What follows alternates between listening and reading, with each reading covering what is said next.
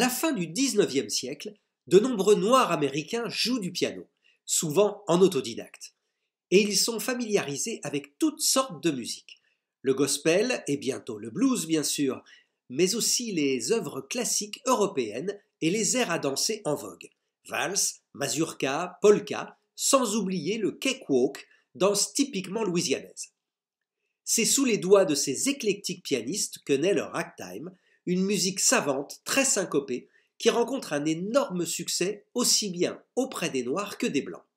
Scott Joplin, né au Texas en 1868, est le plus célèbre des compositeurs de ragtime. La partition de son Maple Leaf Rag, parue en 1899, s'est vendue à des dizaines de milliers d'exemplaires, assurant sa renommée et sa fortune. Quant à sa composition The Entertainer, elle a fait 70 ans plus tard le tour du monde avec le film de George Roy Hill, L'Arnaque. Les ragtime étaient joués souvent avec talent par des pianistes blancs dans les salons louisianais. Mais c'est surtout dans les bars, speakeasy et lupanards de Storyville, notamment ceux de Basin Street, que des pianistes noirs les appréciant autant que le cigare et le gin en donnaient la plus pure interprétation. Avec Pioneer's Rag, hommage est rendu aux multiples pianistes, y compris des jazzmen purs comme Jelly Roll Morton ou Thomas Fats Waller, qui furent les ambassadeurs du ragtime et du piano stride.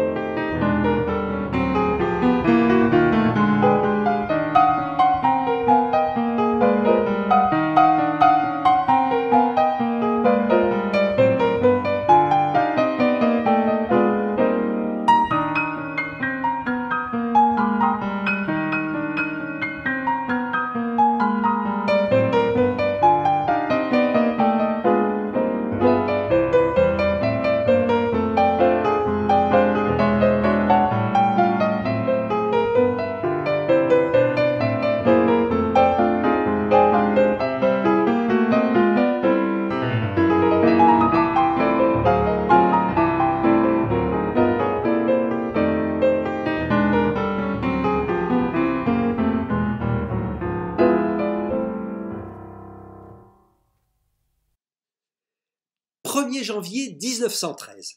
La Nouvelle-Orléans fête bruyamment l'année qui débute. Le jeune Louis Armstrong, pour participer au joyeux vacarme, fonce jusqu'à son misérable logis de Perdido, pique le vieux revolver de son beau-père, rejoint ses copains en courant et, pour rigoler, tire en l'air 6 cartouches à blanc. Résultat, 2 ans dans une maison de redressement, le Waif's Home. C'est sans doute la chance de sa vie, car un brave homme, le capitaine Joseph Jones, qui dirige l'orchestre de l'établissement, lui apprend à jouer du cornet à piston. Rendu à la liberté, Louis se débrouille pour jouer modestement avec les vedettes de Storyville, dont le merveilleux King Oliver, qui saisit son talent latent et l'engage dans son orchestre du Lincoln Garden de Chicago.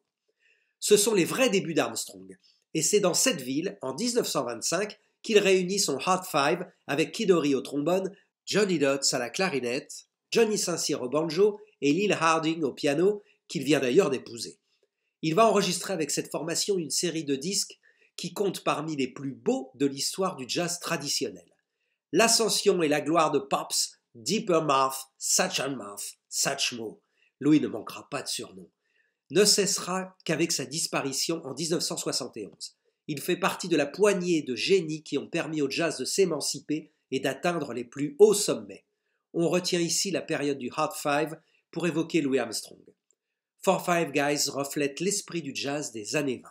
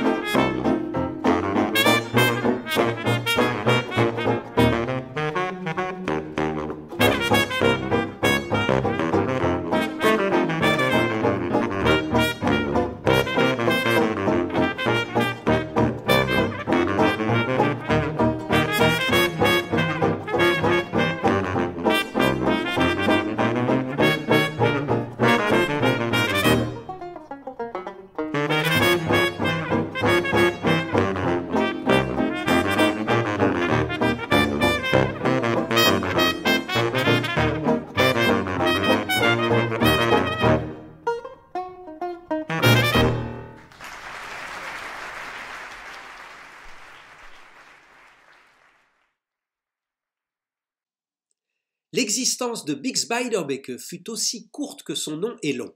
Léon Bix Bismarck Beiderbecke mourut à 28 ans en 1931 de fatigue, d'excès et d'une pneumonie. Certains n'hésitent pas à le situer au même niveau que Louis Armstrong. Bix a en effet traversé l'histoire du jazz comme un météore flamboyant. Issu d'une famille bourgeoise musicienne, son grand-père est chef de l'orchestre philharmonique de Davenport.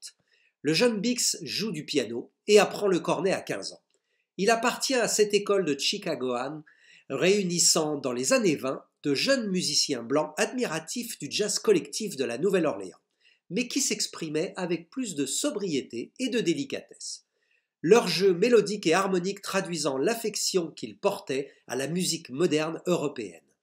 C'est en 1927 que Bix, admirateur de Debussy et Ravel, composa et enregistra au piano le génial Inomiste, parfaite symbiose entre le jazz de l'époque et le nouveau courant musical classique français. Bix peut être considéré comme un des précurseurs du jazz moderne et notamment du style cool des années 50. Par la richesse harmonique de ses 5 compositions, l'apport rythmique du triolet de croche très peu employé à l'époque et son phrasé délicat en croche égale legato, ponctué d'accent. Friday évoque cette trop courte période durant laquelle il enregistra avec son gang quelques chefs-d'œuvre tout en assurant l'ordinaire dans des grands orchestres dont il trouvait parfois l'esthétique contestable.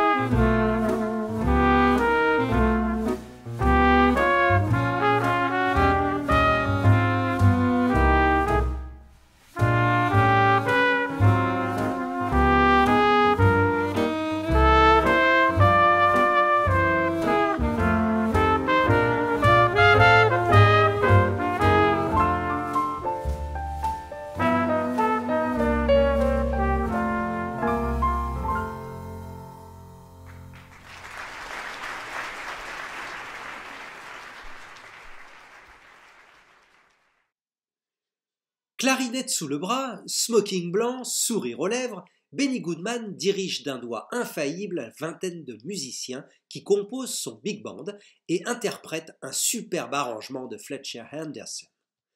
Une foule de danseurs s'agite devant l'orchestre. Benny est heureux. Il a été sacré roi du swing au Carnegie Hall et son beau-frère John Hammond, célèbre producteur, s'occupe de sa carrière. Benny Goodman a franchi toutes les étapes. Dès le début, il a joué aux côtés des meilleurs, Biggs, Red Nichols, Ben Pollack, puis il a monté un big band pour faire danser les Américains. Il ne faut pas oublier que le jazz fut essentiellement pendant des décennies une musique de danse et fier de l'être. Benny est plus qu'un exceptionnel jazzman. C'est un type bien, qui n'a pas hésité à se dresser contre les préjugés raciaux. Il engage des noirs dans son big band et dans son quartet et donne leur chance à des musiciens et musiciennes qui deviendront des stars du jazz. Billie Holiday, Teddy Wilson, Lionel Hampton, Charlie Christian. Au début, les dents blanches vont grincer, mais Benny fait un tabac. Running Fingers illustre la première période du trio, piano, batterie, clarinette. On comprend le succès de ce jazz minimaliste, efficace et savant.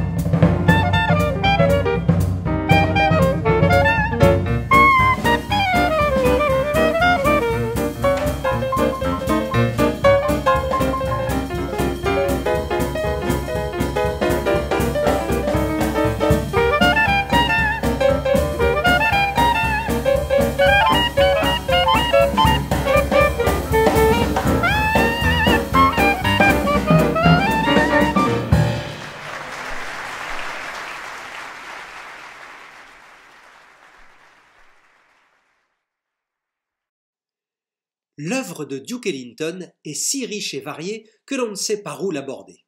Et si parmi les univers musicaux qu'il a explorés, certains sont d'une rare complexité, il n'a jamais oublié qu'il était noir, que l'avancement de la condition de ses frères de couleur était son objectif, que le blues devait transparaître dans la plus simple ou la plus sophistiquée de ses compositions et que « It don't mean a thing if it ain't got that swing ». Dès le début des années 20, Duke se consacre aux grandes formations et écrit une multitude de pièces qui savent rester populaires, bien que très souvent avancées au plan de l'harmonie et de l'interprétation. De plus, et sa démarche est rarissime dans l'histoire du jazz, il compose pour ses musiciens, solistes au son unique, qui sont autant de couleurs à l'instar de celles que l'on peut trouver sur la palette d'un peintre. En cela, il est considéré comme le plus grand orchestrateur de jazz de tous les temps. C'est sans doute pour cette raison que des solistes comme Johnny Hodges ou Harry Carney sont restés aux côtés du Duke pendant plus de 50 ans. Génial compositeur, Ellington est aussi un pianiste raffiné et novateur. Certains autres maîtres du jazz comme Thelonious Monk ou Charlie Mingus lui doivent tout et ne s'en cachent pas. Si Duke n'intervient que succinctement dans ses œuvres orchestrales, il se plaît à s'exprimer en petite formation. Avec Duke Serenade, duo piano-baryton, on imagine la complicité qui devait exister entre Duke et Harry Carney.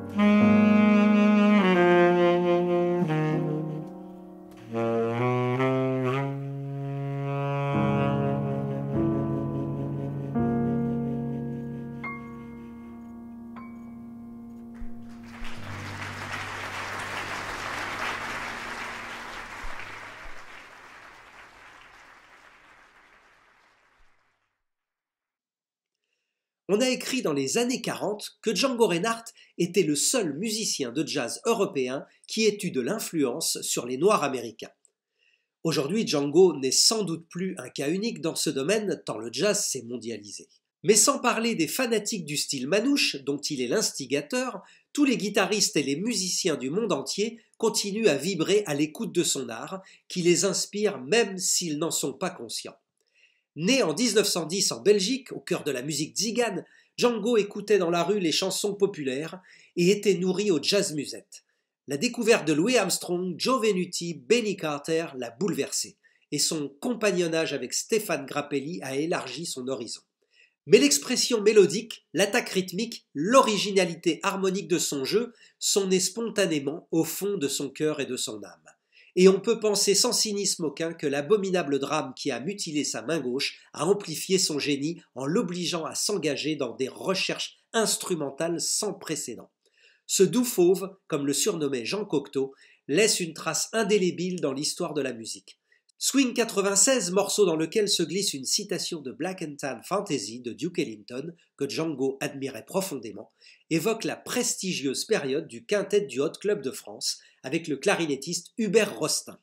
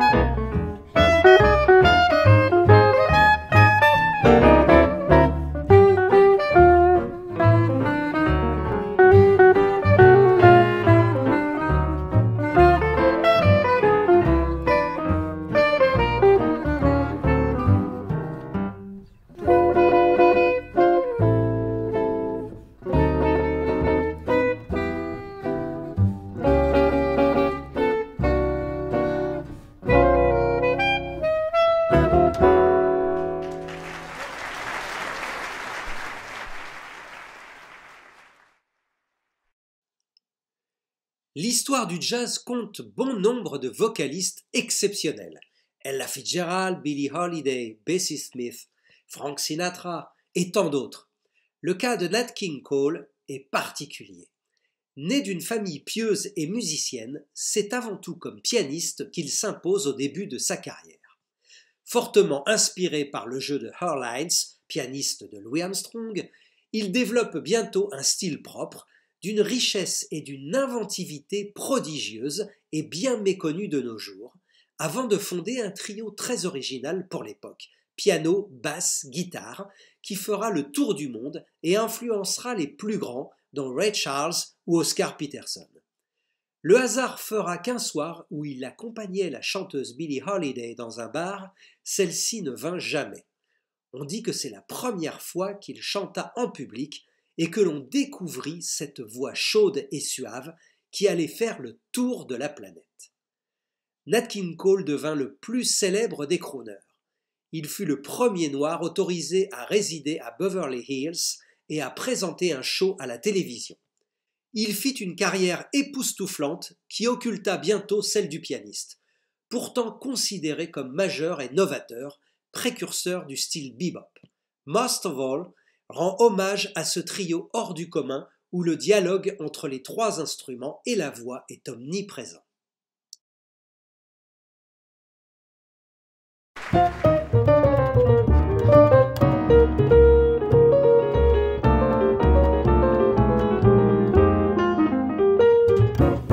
Most of all, I love you. More than this, I need you. I dream of you all day long. I'm just like a child, I must say. Most of all, I've tried to keep your heart and give you mine. I'm so sad it's time to confess that I've missed the boat to happiness. But you're my girl, and most of all, I love you. I would give anything to have you back in my dreams. Tears are falling from the sky, 'cause the sun goes down when you're gone. Most of all, I've tried to keep your heart and give you mine. I agree, it's time to confess that I've missed the boat to happiness. But you're my girl, and most of all, I love you.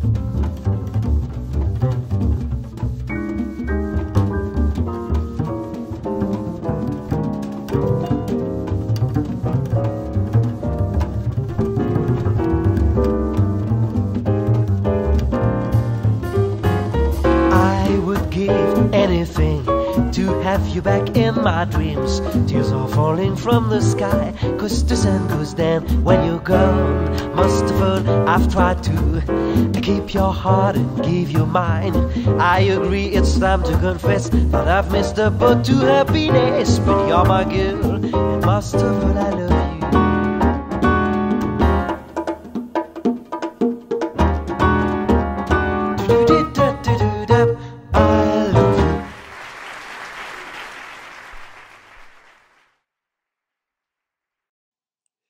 Rien de plus euphorisant et de plus décontracté que la musique de Count Basie. Rien de plus swing et efficace que le tempo léger et nerveux de sa section rythmique qu'il ponctue de petites notes jouées dans l'aigu de son piano. Aucun autre big band n'a eu la chance d'être soutenu par une rythmique aussi pure qu'homogène. S'il fait appel à de grands orchestrateurs, Don Redman, Jimmy Mundy, Frank Foster, Quincy Jones, car il n'écrit pas la musique, Basie, dont l'orchestre est considéré comme la plus fantastique machine à swing et à danser, est pourtant l'inventeur du head arrangement. Débutant seul au piano, souvent sur un blues, il invente rapidement un thème de quelques notes. Les sax suivent en harmonisant spontanément celui-ci, bientôt rejoint par les trompettes et les trombones, qui imaginent un contrepoint. En quelques minutes, une nouvelle œuvre sans partition est née, qui fera sans doute le tour du monde. De grands solistes comme Lester Young ou Clark Terry auront tout loisir de s'exprimer dans ces morceaux qui laissent une large place à l'improvisation. On a souvent à tort minimisé le talent du pianiste du Count, mais écoutez son solo dans Kid from Red Bank dans le disque Atomic Basie, Count Basie comme Duke Ellington aimait aussi diriger des petites formations. Ce Hey Mr. Count illustre la période des Kansas City Bands.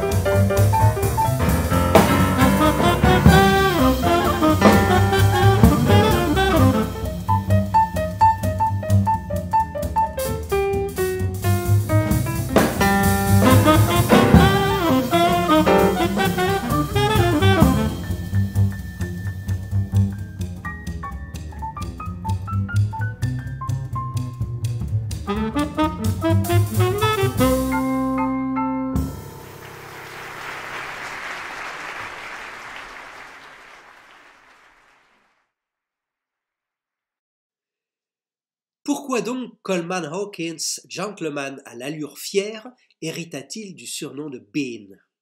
Grand seigneur à tendance despotique, musicien érudit et curieux, en permanente évolution artistique, tel est ce novateur qui a donné ses titres de noblesse au saxophone ténor.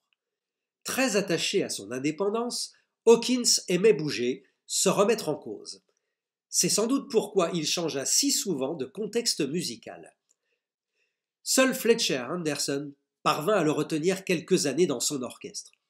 Le reste de sa vie fut consacré au voyage et à de multiples partenariats musicaux, souvent couronnés de succès, mais toujours brefs. Difficile de suivre son parcours musical. Depuis les années 20 chez Fletcher, où il invente quasiment le saxophone, jusqu'aux années 50, où on le retrouve parfaitement à son aise aux côtés de Thelonious Monk. Une telle faculté d'évolution est rare chez les jazzmen. Entre ces deux extrêmes se situe en 1939 son chef-d'œuvre absolu, Body and Soul. Négligeant la mélodie pourtant superbe de cette ballade, l'inspiration d'Hawkins n'est guidée que par la riche trame harmonique du thème. The Moon Drives Me Loon est une évocation de cette pièce d'anthologie.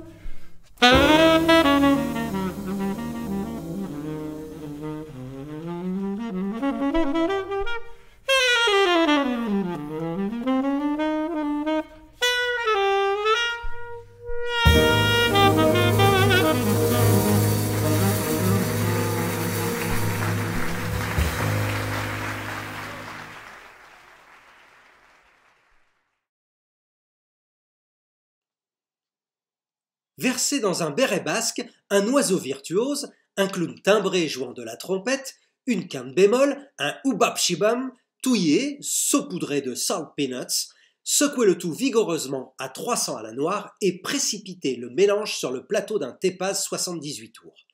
S'élève alors le chant du jazz bebop. Lassé du jazz swing dévolu à la danse et dont les lauriers reviennent une fois encore aux jazzmen blancs comme Glenn Miller, Benny Goodman ou Tommy Dorsey, Dizzy Gillespie et Charlie Parker atterrissent dans la 52e rue de Broadway à bord d'un ovni aux allures de trompette coudée et de sax alto. Ils arrivent d'une étoile lointaine où règne un jazz dont les harmonies sont d'une richesse mystérieuse et les mélodies d'une vélocité extravagante. Dizzy et Bird, instigateurs principaux de ce style bebop, bientôt rejoints par d'autres extraterrestres du jazz, vont déclencher une révolution qui divisera, et notamment en Europe, le monde du jazz. Tout ce qui est convenu et logique est exclu. On cherche à choquer l'auditeur avec des phrases heurtées. Seule concession, on utilise les canevas harmoniques des vieux standards. Watch Your Step utilise ce principe et offre une nouvelle mélodie sur les harmonies de Stella by Starlight.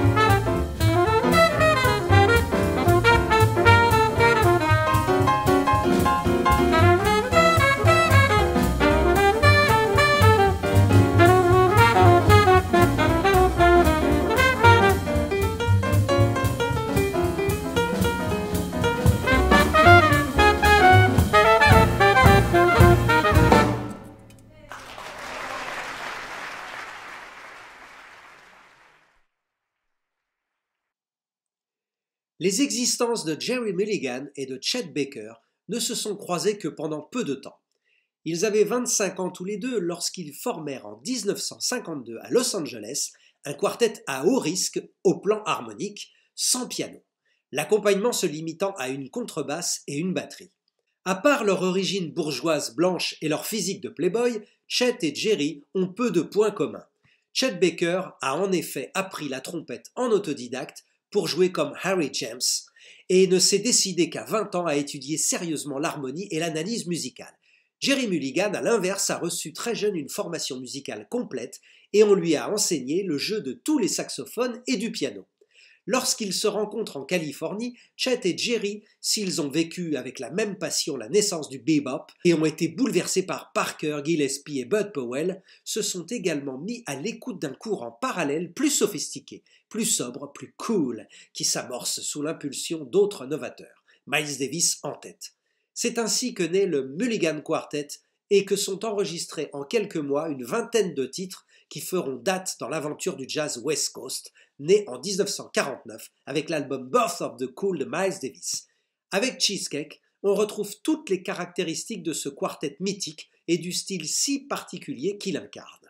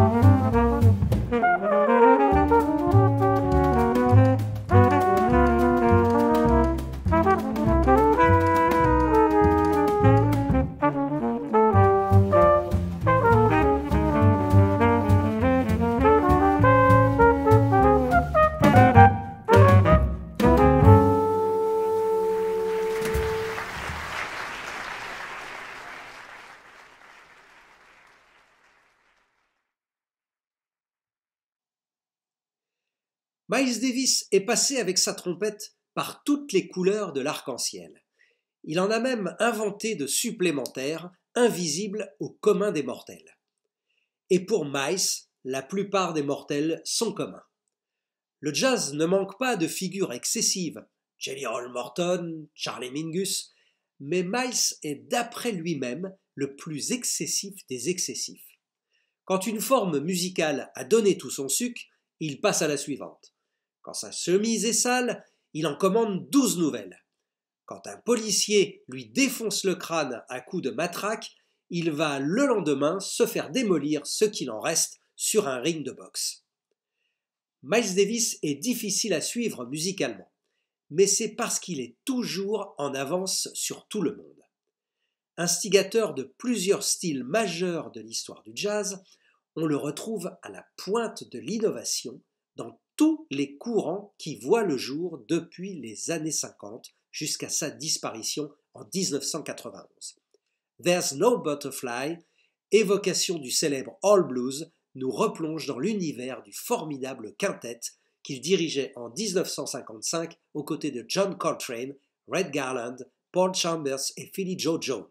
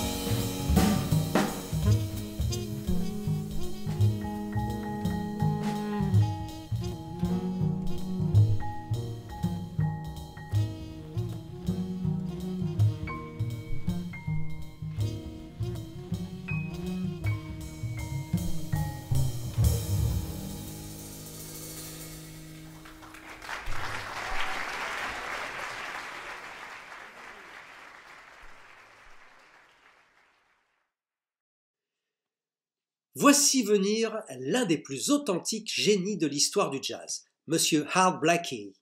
S'il aime parfois scander sur sa batterie des tempos archaïques, c'est qu'il n'a pas oublié ni les marching bands des précurseurs du jazz à la Nouvelle-Orléans, ni les percussions obsessionnelles de ses ancêtres africains.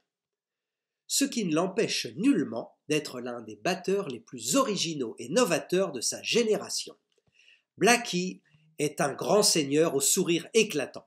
Il a consacré 40 ans passés à la tête de ses Jazz Messengers, à développer le talent de musiciens qu'il recrutait et qui deviendront plus tard de grands noms du jazz. Clifford Brown, Lee Morgan, Benny Golson, Wayne Shorter, Keith Jarrett, Wynton Marsalis. Une telle attitude en milieu artistique n'est guère fréquente et infiniment respectable. Chef de file du style hard bop qui précéda de peu la révolution du free jazz, son credo est de retourner aux sources du jazz, le gospel, la soul, le blues, véritable racine de la musique afro-américaine. French Trip fait référence à ce séjour à Paris que firent les Jazz Messengers en 1959 et où ils gravèrent dans un club de Saint-Germain-des-Prés le célèbre Blues March.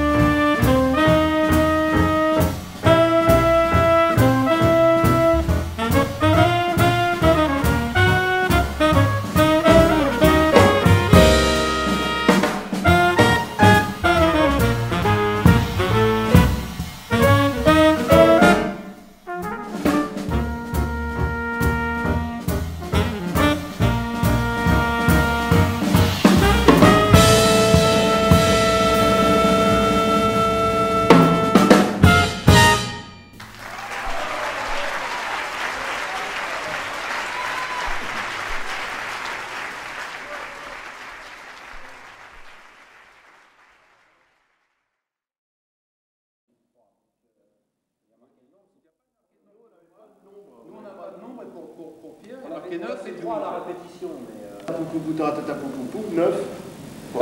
je vais écouter les niveaux pendant qu'on discute. Moi j'en ai déjà.